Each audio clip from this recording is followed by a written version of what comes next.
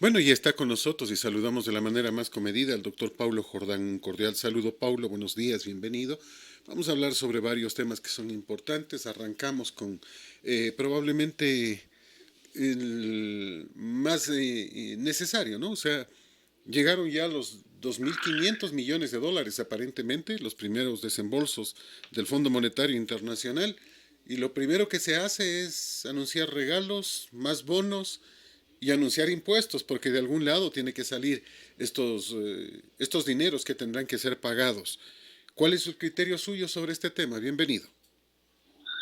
Buenos días, Fernando. Buenos días, Ramón. Buenos días a todos los amigos oyentes que están con Colosal en la ciudad, en la provincia, en el Ecuador y en el mundo.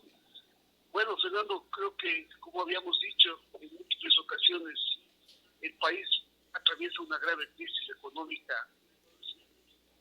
sanitaria, tremenda. Los ahorros no habían, los fondos no habían para poder respaldar y poder salir de esa grave crisis, ¿no? Entonces, acuérdate que el gobierno anterior tampoco dejó recursos, dejó un endeudamiento, muchas obras, muchos pagos a proveedores y todo eso. Y este gobierno, en los primeros ministros, dos primeros ministros que tuvo, o tres, tampoco se dio un giro de ningún tipo, ¿no? Sin recursos teníamos que recurrir, obviamente, a los préstamos. Lamentablemente, esa es la realidad del país y eso hay que decirle a la gente. No es que también el gobierno esté logrando de loco, ¿no?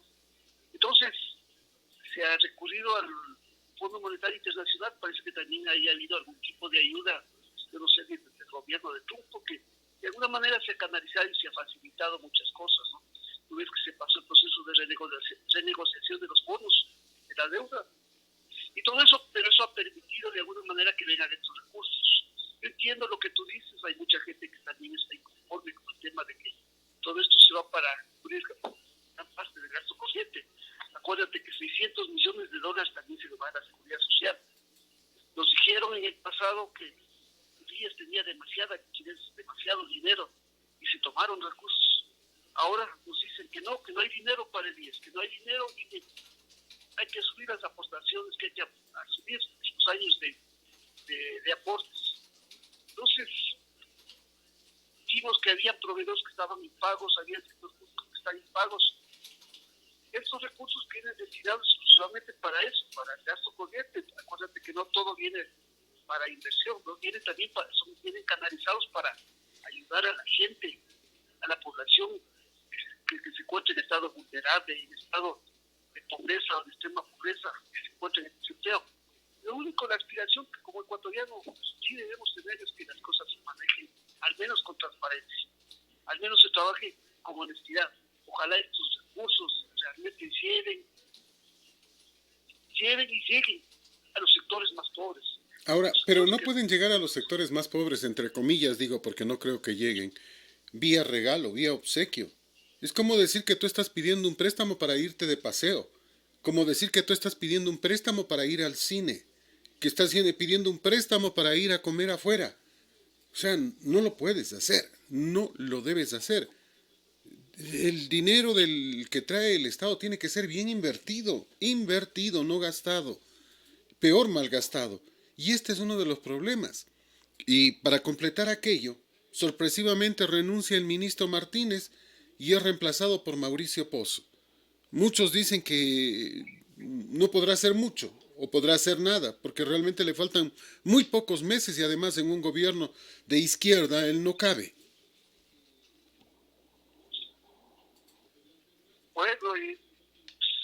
bueno, Martínez ha estado prácticamente 28 meses, ¿no? Eh, Considero que la gestión de Martínez, sin querer alabar ni decir que ha sido excepcional, creo que ha tenido que afrontar momentos bien difíciles, terriblemente difíciles. Creo que ha hecho algunos pasos importantes, como esto que te digo, que a mucha gente no estará de acuerdo el tema de la renegociación de la deuda externa. Si no hay dinero, creo que ¿qué nos quedaba? Pues el endeudamiento. Yo sé que mucha gente no esté de acuerdo traer plata para gastarlos o para que se convierta en gasto corriente, pero las circunstancias actuales no dan para más. Y eso quisiéramos también que todos veamos, ¿no? Ahora, Martínez se va, bueno, qué bien por él, ¿no? Él se Ah, va a un puesto de vicepresidente del Banco Interamericano de Desarrollo. que Bien además por es él, ¿no? ilegal, que además es ilegal, Sí, porque el Estado sí, ecuatoriano no permite aquello, no permite aquello. ¿Por qué? Porque entonces es la estaba negociando Constitución. con los nuevos jefes, pues. ¿Y cómo sabemos si negociaba a favor de Ecuador o negociaba a favor de los nuevos jefes? Correcto lo que tú dices. Lamentablemente tú sabes que muchas de estas personas que entran a estos ministerios, todos sacan su ventaja, ¿no? Quisiéramos decir que él lo hizo honradamente, lo hizo honestamente por la patria, quisiéramos creer que lo hizo por el bien de todos los ecuatorianos, pero sí, constitucionalmente está prohibido incluso de ocupar un cargo en el exterior, pero tú ves cómo se manejan las cosas aquí. Respecto a Mauricio Pozo, creo que es un funcionario que ya ocupó el ministerio, creo que tiene mucha experiencia, mucho conocimiento, tiene ratificar el tema de que hay que aperturarle a la economía, ya ha dado más o menos ciertos criterios en los cuales va a trabajar. Él habla sobre el tema de fortalecer la dolarización, el tema de modernizar el tema, dice que va a dejar ya diseñado un borrador. Parecería importante todo ello, ¿no? Hay que mejorar el tema tributario, hay que trabajar en el tema de mejorar las recaudaciones. Hay muchas exigencias del Fondo Monetario también internacional para poder avalizar y poder garantizar el pago de la deuda externa, ¿no? Entre ellos se habla, por ejemplo, de la subida del IVA en 3 puntos. Son Que sugerencias, va, sugerencias, no exigencias. O sea, sí, Ecuador necesita 3.500 millones de dólares. Ok, entonces, ¿cómo lo sacamos? ¿Con más impuestos o lo sacamos con ahorro? ¿Ahorro en qué? En los funcionarios que son innecesarios, en el exceso de burócratas de alto cuño que ganan arriba de los 3.500 millones de dólares y que sus puestos son de libre remoción, que además de ganar ese valor tienen ticket de avión, tienen carro a la puerta, tienen chofer, secretaria, tienen todos los beneficios, los que ingresaron por la ventana, no por la puerta. Ellos son los primeros que tienen que ser despedidos y es un número que oscila entre 33.500 y 50.000 personas. O sea, una gota de agua, si comparamos con los 850 y pico de miles de funcionarios que tiene el país, la burocracia enorme, pero de ellos se puede prescindir y se debe prescindir. Agradecerles por los servicios prestados y hasta ahí. Porque si no realmente, imagínate, con esto, dependiendo del número de personas que despidieren, pero se estima que no debe ser mínimo de 33.000 y más o menos está en hasta 51.000 personas. Eso significa un ahorro entre 2.500 y 4.000 millones de dólares al año. Y creo que es importante para el país, en vez de ponerle impuestos. bueno, lo que tú dices sería lo ideal. Yo también considero que funcionarios de alto rango que están en el nivel superior, que deberían optimizarse sus recursos. Hay gente que tiene asesores, hay gente que gana sobre los 3.500, 4.500 dólares. Entonces yo creo que sí se podría en algo con trabajar en esos temas. Pero Martínez antes de salir dijo que el grueso de las remuneraciones del sector público está en 3 sectores. Lo dijo clarito, en la educación, en la salud y en la seguridad interna. Entonces, no sé hasta qué punto realmente es verdad esto, ¿no? Porque en caso contrario, diríamos que como está el gobierno también amarrado ahorita, de todas maneras creo que es necesario que se vayan haciendo los análisis. Ojalá el nuevo ministro con más experiencia, a lo mejor con más decisión también, tome las medidas más adecuadas para poder disminuir, esa es una opción, pues, disminuir y optimizar el gasto público. Creo que, como han dicho ya el gobierno, como ha dicho el nuevo ministro de Economía, lo ha dicho, nada está grabado en piedra. Hay muchas posibilidades y habrá que ver las mejores alternativas. Aparte de que las decisiones estas no las va a tomar el actual, ¿no? Es una exigencia para que entre en vigencia a partir del año 2022. Se entendería que las leyes tendrían que aprobarse ya desde agosto, septiembre del próximo año, 2021.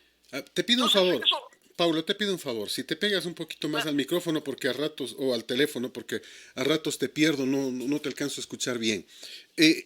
Lo que dice Mauricio Pozo, si es que esto ingresara en el 2022, pues primero no le tocaría a este gobierno, le tocaría hacer al otro gobierno. ¿Qué acuerdos dejó firmado este gobierno a nombre del próximo entonces? Claro, es complicado para este gobierno también. O sea, lo que le toca a él, a este gobierno le ha tocado es negociar y ojalá dejar algo sobre el tema de optimizar la optimización del gasto público, porque realmente el próximo gobierno será el que venga a implementar las medidas que constan dentro del acuerdo con el Fondo Monetario Internacional. Entonces, según Mauricio Pozo, va a dejar un borrador sobre el tema laboral tributario.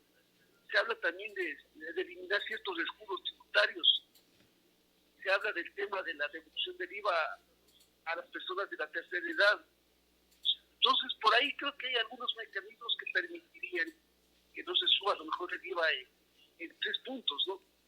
Eso ayudaría también a la ciudadanía, porque de todas maneras la reactivación económica va a demorar.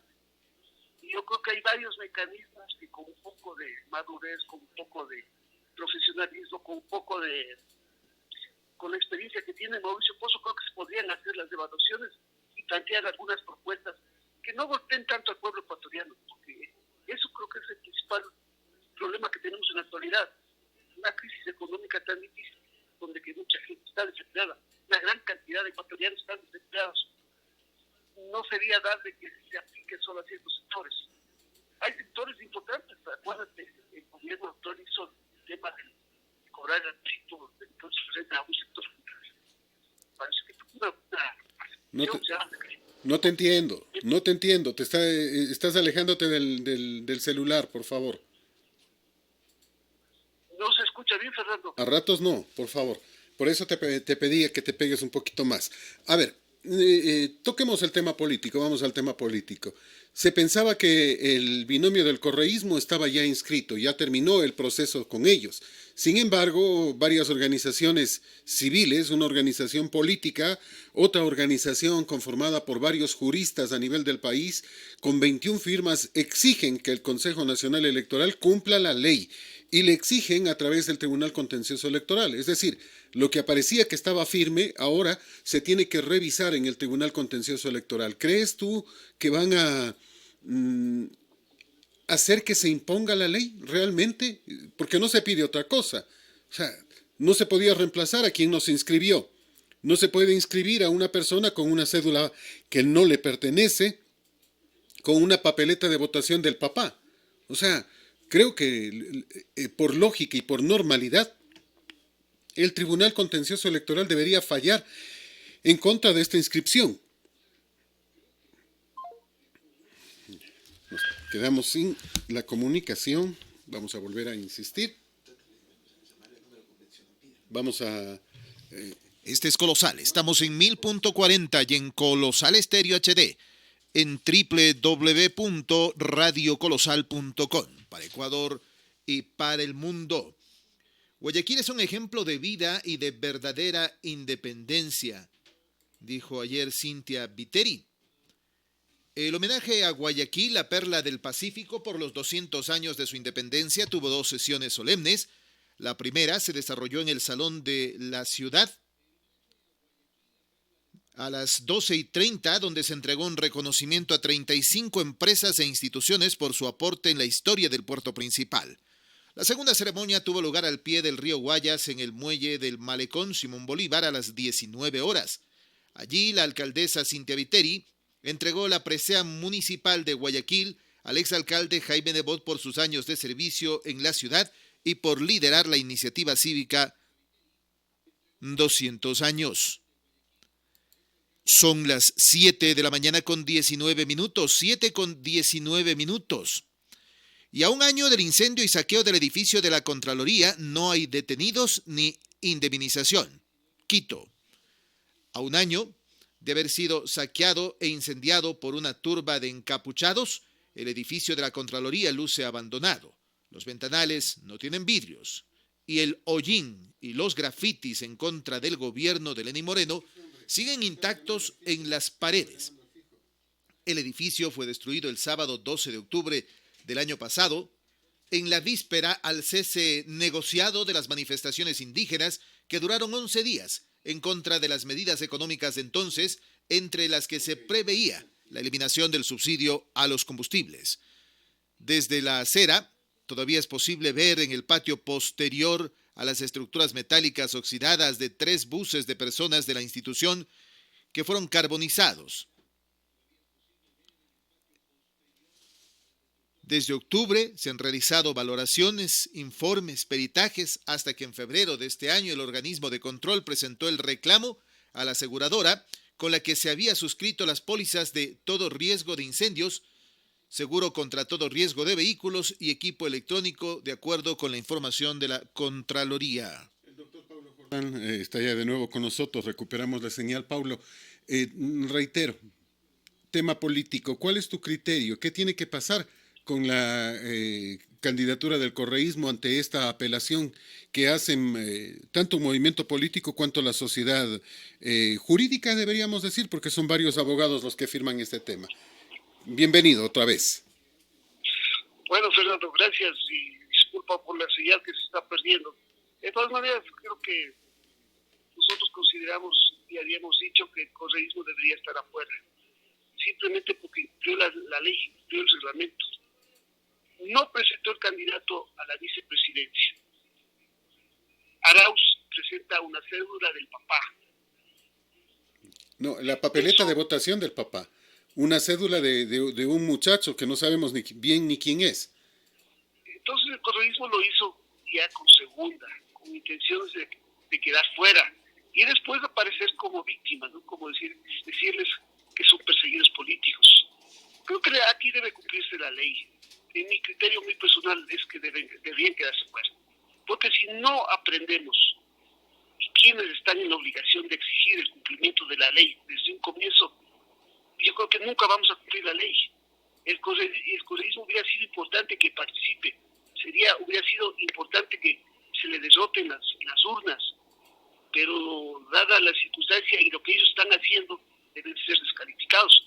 Y si hay algún otro partido político que no cumple la ley, si hemos exigido a algunos otros partidos, como es el caso de Adelante Ecuador, deberían quedar afuera.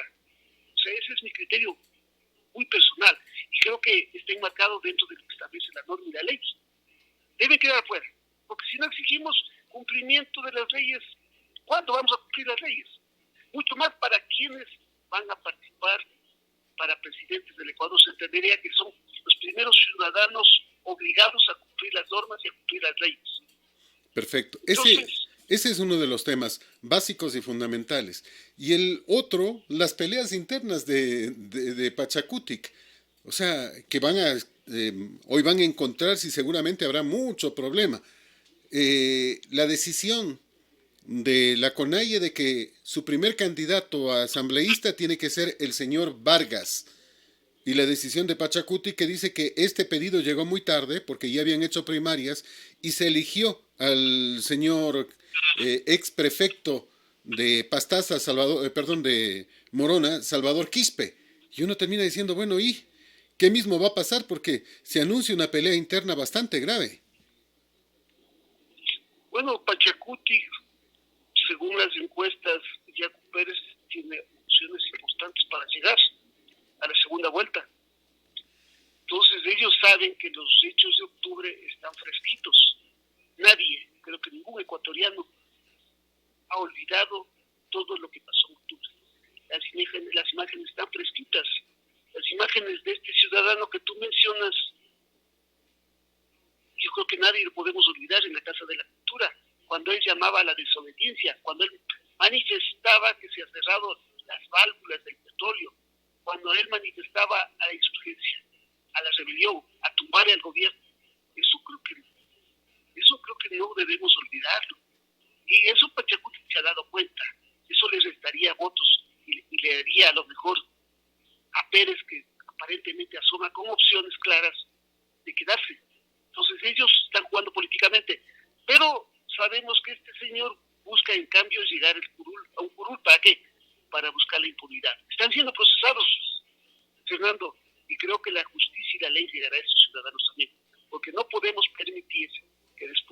que este grupo haya incendiado el Ecuador, haya incendiado Quito, haya destrozado la economía del Ecuador, del país, de los más pobres y de empresarios también, porque fueron tomados muchas empresas, fueron destruidas, la propiedad privada fue destruida.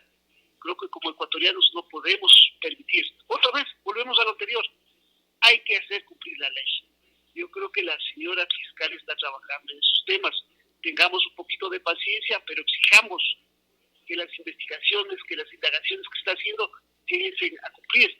Esta semana salieron sobre el número de investigaciones que están haciendo, sobre el número de instrucciones fiscales que están abiertas, cuántos de estas investigaciones ya están en proceso de juicio, cuántos van a las audiencias de formulación de cargos. Eso es importante, Fernando. Hay un número importante de dirigentes que van a ser sancionados. Dios va a querer, la justicia va a llegar, y la justicia tiene que ser para todos los ecuatorianos. El día que aprendamos a cumplir con las leyes, el día que aprendamos a cumplir con las normas, el día que la justicia vaya aplicando adecuadamente, creo que todos los ecuatorianos vamos a pensar el rato de contravenir las normas. Vamos a ser más exigentes, vamos a ser mejores ciudadanos, vamos a ser mejores ecuatorianos por bien de la patria, Fernando. Y eso es importante, porque no es cuestión simplemente de que hay una persecución, no hay ninguna persecución. Aquí hubieron delitos que los cometieron por los que tienen que ser sancionados. O sea, aquí vienen con el cuento de que hoy precisamente dicen que van a reivindicar la memoria de uno de los fallecidos. Oye, la mejor forma de reivindicar a los fallecidos es hacer justicia, pues. Que los responsables de su muerte la paguen. ¿Cuáles fueron los responsables de su muerte? De la muerte del señor Tucumbi, por ejemplo, que fallece atropellado por un vehículo. Los que le llevaron, pues. Los que le llevaron. ¿Quiénes son los responsables de las muertes de octubre? Los que se les lanzaron a atacar a la policía, a los militares. Los que generaron una marcha ilógica, sin sentido. Que dicen que se les atacó, que estaban con niños, con mujeres, que con ancianos. ¿Y para qué fueron llevando a niños, mujeres y ancianos a una marcha de enfrentamiento con la policía y con los militares? O sea, ¿quién es el responsable detrás de todo esto? ¿Las fuerzas del orden que trataban de poner orden? ¿O las fuerzas del desorden que fueron a crear el caos, a generar violencia? O sea, aquí hay que ser claros también con eso, ¿no?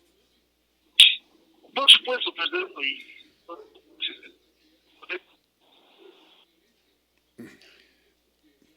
No te escucho, tengo un problema otra vez con el teléfono. Bueno, tenemos un inconveniente. El poder por golpe de Estado. Ajá. Entonces, yo creo que eso se puede dejar a un lado. Nosotros hemos dicho que no estamos de acuerdo en muchos temas con el gobierno de Moreno. Hemos dicho que es un gobierno débil, un gobierno que políticamente no está fortalecido, pero también tenemos que coincidir que hay ciertos aciertos en el tema de derechos, en el tema de democracia, con los errores que los hay. Pero al menos hemos salido del formato que nos llevaba al coleísmo, que nos llevaba a hacer Venezuela. Entonces yo creo que hay cosas que también debemos reconocer. Pero lo que se tragó en octubre, Fernando, fue un golpe de Estado, y eso hay que decirlo. Ahí se mezclaron indígenas de la CONAI, se mezclaron, desutilizaron a las bases y se mezclaron con el correísmo. Y lo que buscaban es tumbarle a Moreno. Y eso no, eso está penado en las leyes. Entonces estos ciudadanos tendrán que ser sancionados. El apuro de estos señores, Isa y en otros señores, Vargas es buscar la impunidad. Pero yo creo que las leyes, la justicia no perdonará eso. Hay que castigar ejemplarmente a estos ciudadanos. Además de que se destruyó a la economía y se destruyó a las ciudades, se destruyó al país. Acuérdate que los montos que se habla de pérdidas son importantes. Son varios miles de millones de dólares. Entonces eso alguien tendrá que pagar. Si la justicia no cae con todo su peso, lamentablemente nosotros tendremos que ver a futuro los mismos hechos. Creo que es la hora de enmarcarnos dentro de la democracia. Creo que es la hora de que los ciudadanos comenzamos a entender que a veces pueden haber gobiernos que no son de nuestro gusto, pero lo importante es que esos gobiernos sean democráticos, permitan la participación de todos los ciudadanos y permitan el progreso del Ecuador. Porque eso es fundamental, eso es importante sobre todas las cosas, el progreso del país, el progreso de la patria, el progreso de los ciudadanos. Ahorita mismo mismo tenemos una situación económica bien, bien difícil y necesitamos que los nuevos gobernantes, los que vengan a gobernar, hablen sobre propuestas, hablen qué va a pasar con la economía, qué va a pasar con la dolarización, qué va a pasar con el empleo, qué va a pasar con los créditos que tanto necesitan los emprendedores, que tanto necesitan las industrias, que tanto necesitan las empresas, Fernando. Me quedo pensando en algunos temas. Por ejemplo, ya en otro caso, el caso del presidente del Consejo de Participación Ciudadana y Control Social, el señor Cruz, está recomendado por parte de la Comisión de Fiscalización para que sea enjuiciado en la Asamblea Nacional. Y tengo entendido que se convocó para el lunes para ese enjuiciamiento. Pero a último momento el señor saca ayer una, un amparo de uno de los jueces que pretende decir que la Asamblea no lo puede juzgar. O sea, uno termina diciendo, bueno, ¿y qué nos está pasando? ¿Desde cuándo un juez puede dar un amparo de ese nivel? Porque supuestamente, de acuerdo al criterio de Procuraduría, la Comisión de Fiscalización no podía cambiarse. Se elige una vez y tiene que mantenerse perenne, dicen. Bueno, eso dice la ley. Pero si en esta Comisión de Fiscalización están varios o varias personas acusadas de delitos, no pueden seguir fiscalizando ellos, pues. Y la reestructuración de la Asamblea es un derecho de la Asamblea. Sí, hay un criterio del procurador, pero no es un criterio vinculante. En ninguna parte de la Constitución dice que el criterio del procurador sea vinculante para que lo escuche la Asamblea. Torpemente o vivamente, políticamente, pide ese criterio el propio presidente de la Asamblea, calculando lo que le iban a decir. Pero bueno, ahora, ¿crees tú que la Asamblea debe acatar esta disposición de juez o crees que debe juzgarle al señor Cruz? Tú lo has dicho, el criterio del procurador no es vinculante. Si fuera vinculante, está obligado a cumplir el criterio del procurador, que es el abogado del Estado. Creo que la Comisión de Fiscalización tiene que proceder a Cruz y juzgarle y destituir. Creo que hemos visto que los funcionarios públicos en estos últimos tiempos, Fernando, se aferran a los puestos y a los cargos. Cruz está acusado de haber utilizado un carnet de discapacitado que no le correspondía legalmente, porque él tiene aparentemente todas las facultades bien, ¿no? Pero vemos que se aferran al cargo y no hay un poco de sindéresis, un poco de sensibilidad con el país, con el Estado. Por bien del Consejo de Participación Ciudadana, debió él haber renunciado. ¿No? Ese es mi criterio muy personal. Por decencia, por honestidad con él mismo, por honestidad con la institución. Pero ahora la clase política y los políticos son muy sinvergüenzas, muy descarados y no quieren, y se apelan a los cargos, ¿no? Se apelan a los cargos y al poder, lamentablemente. Muchos de estos les dejan recursos económicos, el poder envanece, entontece a la gente. Pero creo que la Asamblea y la Comisión de Fiscalización debe continuar con el proceso de destitución. Ese es mi criterio muy personal. Bueno, ya pasó de fiscalización, ya la recomendación es que el Pleno conozca este tema y lo va a hacer el día lunes. Y hay varios juicios que están pendientes. Uno a Tamaín, otro a María Paula Romo, otro al ministro de Finanzas o al ex ministro de Finanzas a esta altura, y que obligatoriamente tienen que darse, ¿no? Claro, son procesos importantes. Creo que no sé si el tiempo le va a alcanzar a la Asamblea del Pleno, y si hay los informes de las comisiones, la Comisión de Fiscalización, no sé si le va a alcanzar el tiempo, pero creo que en el caso de la presidenta del Consejo Nacional Electoral sería fundamental, Fernando. Yo creo que todos los ecuatorianos estamos conscientes que la presidenta no garantiza transparencia, no garantiza que se va a respetar la voluntad del pueblo ecuatoriano. Ahora, el hecho de sin embargo, si se le va a juzgar en la asamblea, ella dirá que hay una intromisión y querrá destituir a todos los asambleístas que pueda. No sé. Bueno, la asamblea también es un poder. Nosotros sabemos que estamos dentro de un proceso electoral y el Consejo Nacional Electoral aparentemente tiene el control sobre todo, pero creo que sobre todas las cosas tenemos que garantizar que la democracia, que la voluntad del pueblo se respete, pues.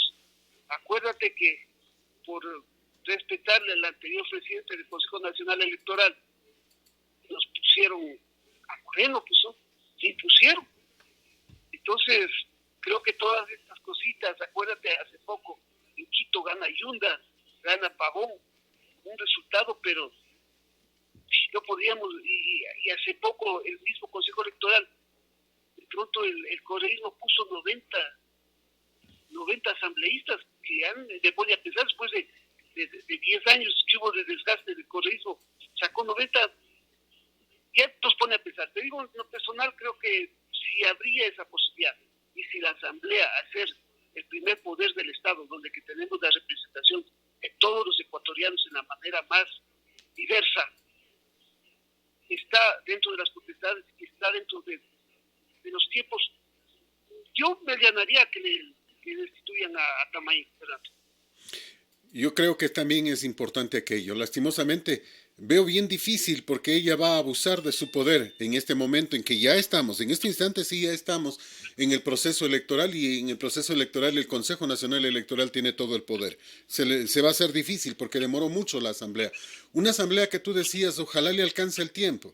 Yo creo que no le va a alcanzar el tiempo si sigue perdiéndolo. Por ejemplo, en estos días se dedicaron a defenderse. Ahora se necesitan 90 votos, no 70 para destituir a un asambleísta. Lo que no tiene lógica, no tiene sentido. O sea, ¿cómo puede ser posible que para pertrecharse, para asegurarse, ahí sí aparezcan votos, ahí sí se hagan todo esto en una sola sesión?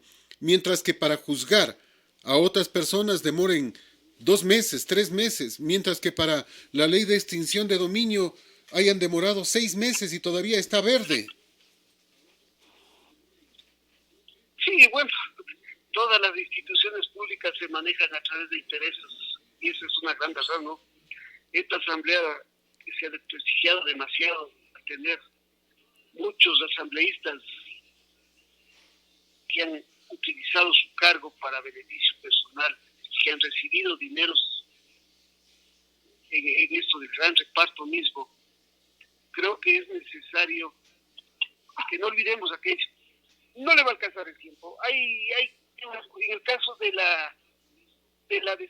procesamiento o de la destitución o del juicio político para la ministra de Gobierno, creo que también no se va a quedar. Pero bueno, yo creo que ahí tenemos otros mecanismos a través de la Fiscalía. Se está investigando todos estos temas y creo que llegará para todas las personas, los ciudadanos que están involucrados en el gran reparto, llegará la justicia, Fernando.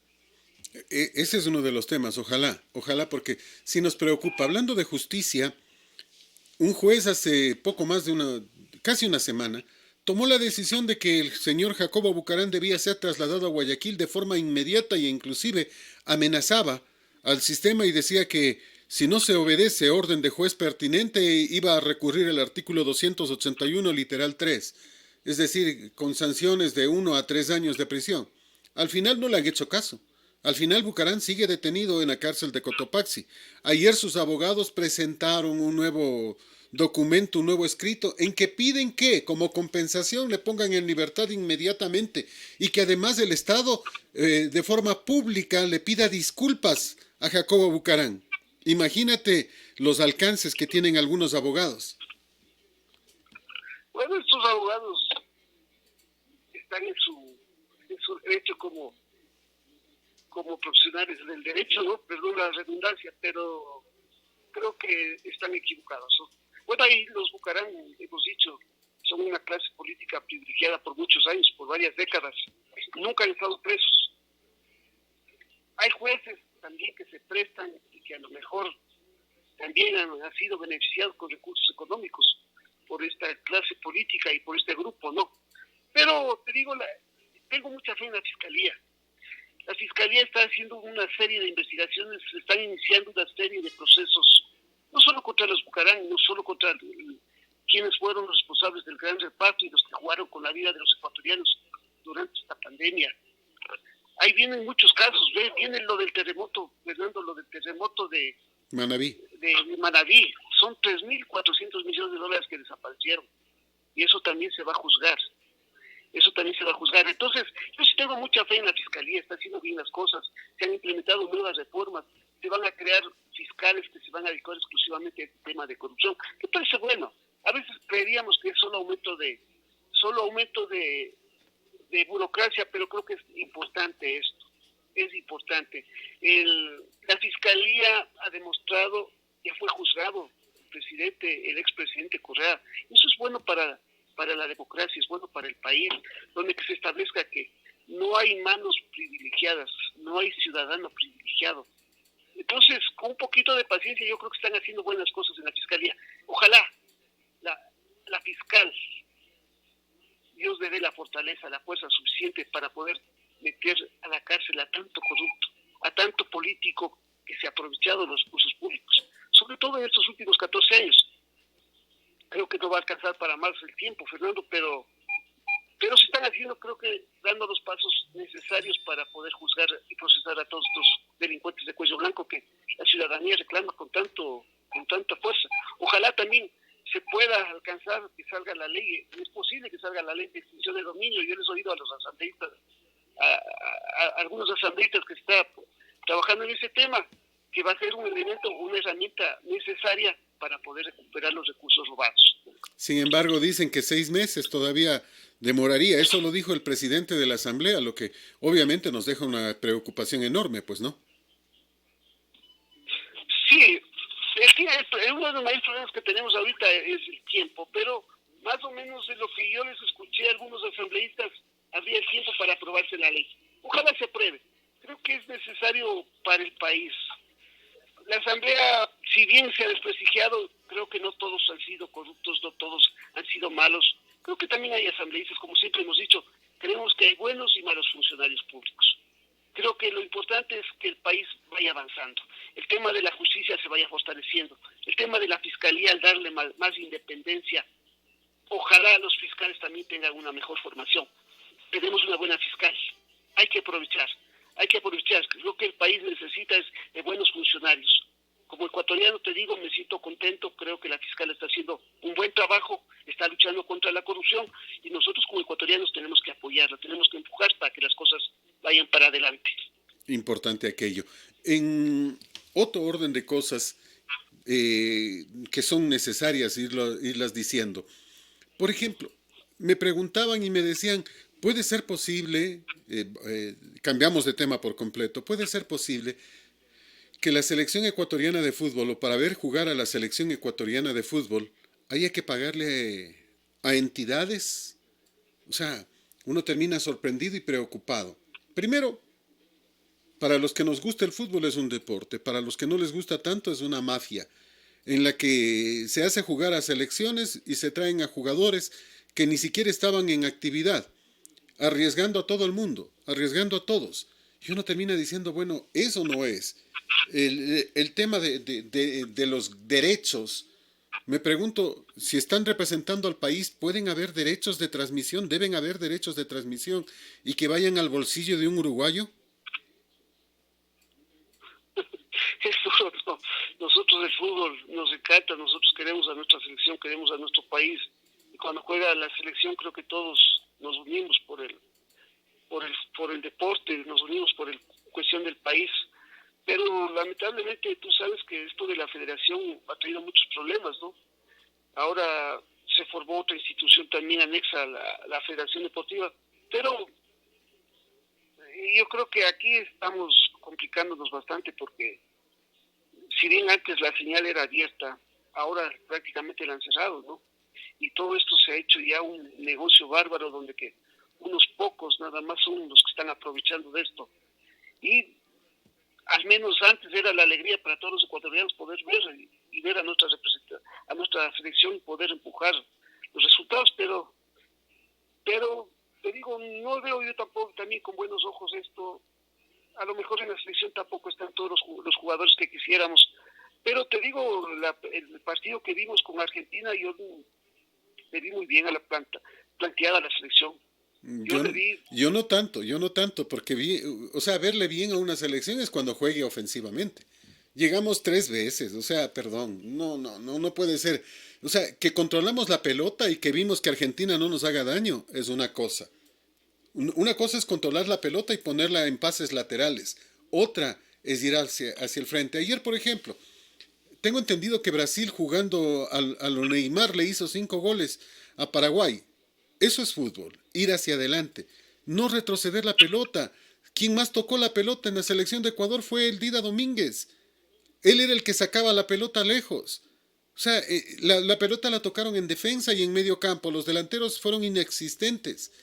Y el jugador Mena, por ejemplo, el que iba a ser el organizador del equipo, si tocó 2 veces bien la pelota es una exageración. Prácticamente la rifó todo el tiempo. El 10 que rife la pelota todo el tiempo no es correcto. O sea, para mí la selección no jugó bien. Una cosa es defender la pelota y otra ir al ataque. Y el fútbol se gana con goles. Y yo coincidiría contigo en el tema que le faltó arriba peso y fuerza en la delantera. Pero en lo personal sí le vi un juego de equipo rápido, veloz, no sé, es al menos lo que yo puedo observar y puedo decirte, pero creo que falta más acoplamiento, creo que el técnico también está 15 días recién aquí, hay muchas cosas por hacer, pero no le di mal yo a la selección, creo que tiene personalidad, creo que Célico, que viene ya trabajando con todos estos grupos algunos años, va implementando su filosofía de fútbol.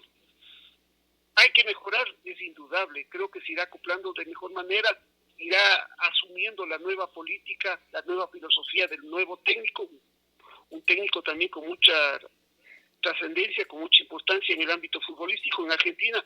Entonces creo que hay que tener esperanza. A mí, haber jugado como lo hizo este sábado, este partido del jueves, me pareció bueno. El resultado también yo creo que fue satisfactorio, sin haber ganado, ¿no? Porque hay que decirlo, perdimos, pero creo que se hizo un papel con decencia. Tú mencionas algo que es una verdad. Esta es la selección de Célico, de Jorge Célico, del ayudante del seleccionador. No se puede llamar una elección de Alfaro, el nuevo entrenador.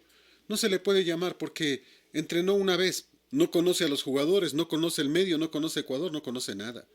Entonces sí, hay que reconocer que es una selección de Célico, porque es el que conoce a los jugadores, el que determinó cómo debían jugar. No puede Alfaro llegar y tocar y hacer milagros, ¿no? O sea, y yo me sigo preguntando, ¿y por qué trajimos a un argentino que no conocía el fútbol ecuatoriano? ¿Por qué no con el director técnico de Liga de Quito o de Independiente, que han sido muy eficientes jugando, inclusive de visitantes, yendo a ganar los partidos? Porque lo que vimos ayer fue un Ecuador de hace muchos años, defendiéndose, cuidando la pelota, pero sin hacer daño, timorato, sin querer ganar, y así no se gana. Me quedé pensando también en otro técnico, el ex técnico de Barcelona, que está por México, que se me ve el nombre en este instante, uruguayo. ¿Y por qué no ellos, que podían ser opción? O sea, sigo pensando que si queremos realmente ganar, necesitamos primero que quien venga a dirigir la selección conozca el tema, conozca el medio, conozca a los jugadores, porque si no, pues simplemente Alfaro puso el nombre, pero el que realmente dirigió la selección es Célico. Pero volvamos más que al deporte, volvamos al tema de lo que yo preguntaba de fondo. ¿Es correspondiente esto? Colombia presentó el fútbol en televisión abierta a través de Caracol TV. En Venezuela el fútbol está abierto. En Chile el fútbol está abierto. En Perú hay algunas restricciones, pero los partidos de local de la selección por lo menos se van a ver en televisión abierta. En Ecuador todo pagado. Y reitero, todo al bolsillo de un uruguayo. Yo no tengo nada contra nadie. Pero aquí, por lo menos a Ecuador, ya nos ganan en económico un uruguayo. O sea, él pone las condiciones, él determina, él decide qué es lo que se va a hacer. Y me pregunto, si el fútbol es privado, como pretenden decirlo, ¿acaso el gobierno no pone dinero en el fútbol también? ¿Acaso no le hace, no le da facilidades en cuanto a impuestos y todo aquello? Entonces, bueno, si es un negocio, tratémoslo como negocio, pues. Bueno, el fútbol es un negocio, eso es innegable, Fernando. En el tema del técnico creo que pudieron haber habido mejores, pero bueno, ya está ahorita Alfaro y creo que como ecuatorianos tenemos que apoyar.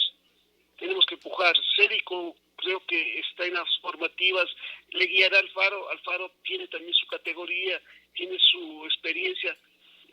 Creo que va a ser importante para el Ecuador. Ahorita nos toca empujar. En el tema económico, de lo que tú dices, sí, como ecuatorianos estamos inconformes porque no podemos ver el fútbol sería la abierta.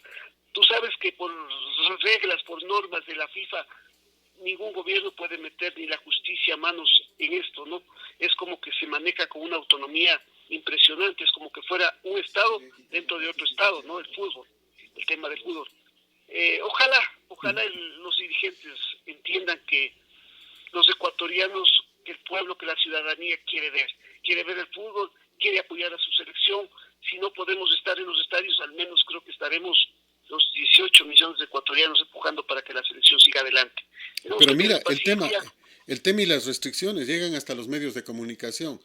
Y yo hablo porque nos gusta. Yo hablo porque creo que es un derecho de la ciudadanía estar informada y es un derecho de los medios informarle. Nosotros no pasamos fútbol, no pasamos. No estoy defendiendo un derecho mío ni estoy defendiendo que yo pueda transmitir. No nos interesa transmitir. La pregunta es, ¿y por qué los otros medios que sí les gusta el tema y que sí están en esto? El momento del momento, el momento más importante, porque muchas veces esperan los partidos de la selección para poder vender. El momento del momento les toca simplemente dejar de transmitir, no tienen derechos. O sea, ¿cómo pago derechos en este instante cuando el país vive en crisis, cuando no hay publicidad, cuando muchos medios han sido afectados? Por ejemplo, uno de los diarios de aquí del país, que lo tenemos en Ambato y de circulación nacional, prácticamente ha despedido a alrededor de 60 personas. Entonces, podemos pedirle derechos en este instante a los medios de comunicación para que puedan transmitir. Me parece que es un absurdo. Muy de acuerdo, Fernando. Es muy complicada la situación económica. El fútbol atrae mucha gente, atrae a muchos empleos indirectos también, muchos directos también, y eso creo que sí necesitamos un poco más de sensibilidad, de comprender, de entender de los dirigentes. Ojalá se entendiera esto, ¿no? Ojalá se comprendiera la ciudadanía, ojalá se comprendiera la gente que también vive del fútbol. Como tú dices, cada empleo que se cierre o que se despida a la gente es duro, es lamentable. En esta situación que estamos viviendo, te digo, cuando vemos un montón de reportajes donde que la gente pierde su empleo, se quiere suicidar, qué duro para nosotros como ecuatorianos, que no tengas para pagar las deudas, que no tengas para pagar el arriendo, que no tengas para comer, que no tengas para pagar la escuela de los niños. Creo que nos falta sensibilidad como seres humanos, nos falta mucha sensibilidad en las autoridades, entender que la ciudadanía también, después de todo este encerramiento que hemos tenido que pasar, esta obligación que todavía tenemos que cumplir para poder evitar el contagio de la pandemia o del COVID-19, es necesario que la gente también se distraiga. Y el fútbol es una manera para distraernos, era una manera para que la gente olvide sus penas a veces, para que olvidemos los problemas que tenemos, la cotidianidad, el estrés. Era importante, pero qué lástima que no tengamos esa sensibilidad de nuestros dirigentes, que todo ahora sea dinero, que todo se transmita en signos dólares.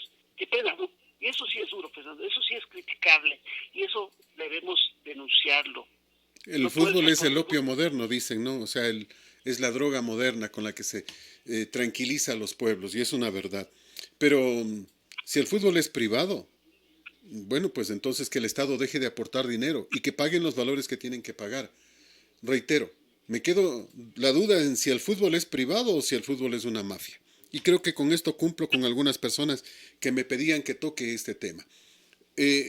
Me quedo pensando en otros aspectos que son fundamentales, que son básicos, que son importantes. Y entre estos puntos, en lo que mencionamos, hablamos de reactivación, de gente que va a las playas, de gente que en gran cantidad salió de Quito, salió de Guayaquil, y uno termina diciendo, bueno, ¿realmente se acabó el COVID?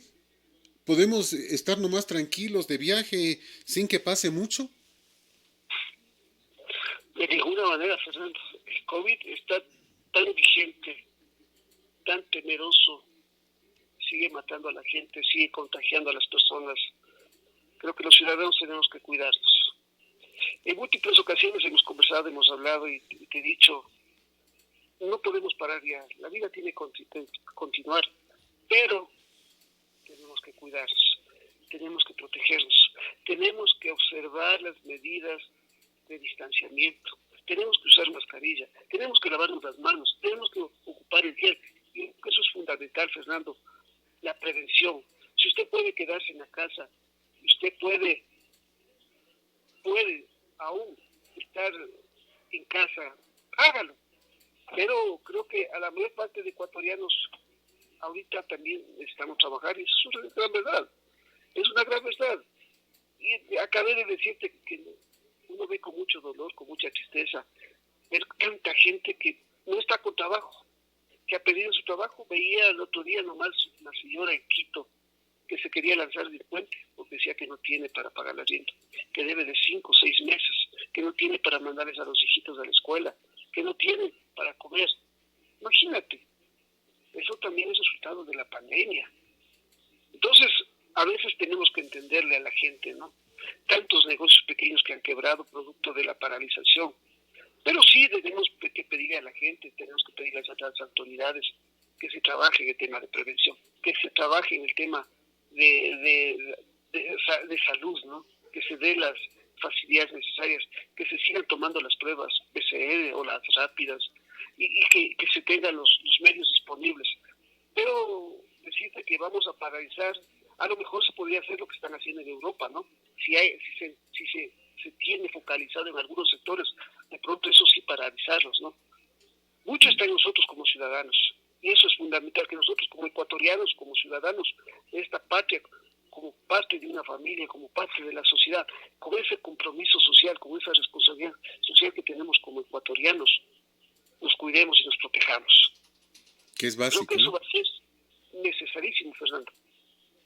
Me quedo pensando en esos temas y lo primero que se me ocurre es, bueno, en medio de todo abran las playas, en medio de todo ya se habla de un regreso progresivo en la capital de la República a 3 colegios a los que se les dio el ok para que vuelvan. Tengo entendido que hay 4 universidades que también están ya de retorno. Bueno, ¿qué es lo que va a pasar? Porque uno no termina de entender bien el asunto, porque dicen, por ejemplo, que en los colegios se les va a decir que vayan un día a la semana o 2 días a la semana. Bueno, si ya deciden que los muchachos pueden estar juntos, ya no es ni un día ni 2 días, vayan todo el tiempo, pues, porque eso es lo normal, eso es lo regular.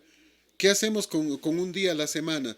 Expónganse en un día nomás. Bueno, si dicen que ya no va a haber contagios o que de alguna manera se va a poder controlar con la mascarilla y lo demás, bueno, ya la situación sería otra, ¿no? Bueno, yo creo que tampoco podemos ser radicales o decir que ya no pasa nada o que ya no hay contagios. Creo que no sería lo correcto. La deserción escolar es bien alta, Fernando. Sí. Acuérdate que el número de personas, tanto en el sector urbano como en el sector rural, que tienen conectividad o que tienen una computadora, que tienen un celular, que tienen internet, no creo que llega ni al 35%. Imagínate, y ese 65% de estudiantes que van a las escuelas, que van a los colegios y no pueden educarse. La pandemia ha obligado a que mucha gente se cambie de las instituciones privadas a las públicas. Es que no hay dinero. Entonces, hay muchos factores. Creo que ahora con la pandemia también hemos entendido la ciudadanía, las instituciones, el Estado mismo se ha visto en la obligación de sistematizar todos los servicios, incluido la educación. Hemos visto que también hay otras alternativas. Imagínate, ahora hemos construido un montón de infraestructura, un montón de edificios para educarnos.